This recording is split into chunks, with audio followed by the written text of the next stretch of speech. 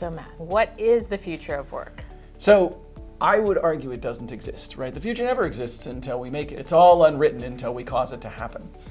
I think the more appropriate question is often, what do people want the future of work to look like? And I don't think there's always broad agreement about that. You know, there's a great study about pasta sauce, right? And one of the pasta brands went to find the perfect pasta sauce. And what researchers came back and said is, well, there is no perfect pasta sauce, because some people like it thick and chunky and some people like it a lot thinner.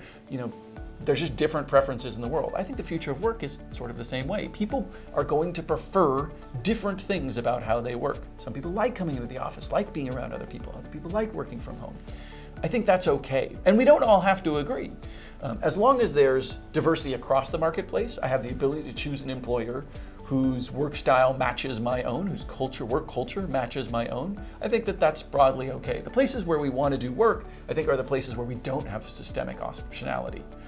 A great example of that is something like inclusion. We have inclusion problems across the board at basically every workplace, right? It's not like people can freely move to a place where they're going to be, celebrated, where they can bring their best selves to work. And so those are the places where, individual differences drop away, right? It doesn't really matter if you want to work at home and I want to go into the office. We all want a workplace in which we feel included. We all want a workplace in which we are valued and rewarded.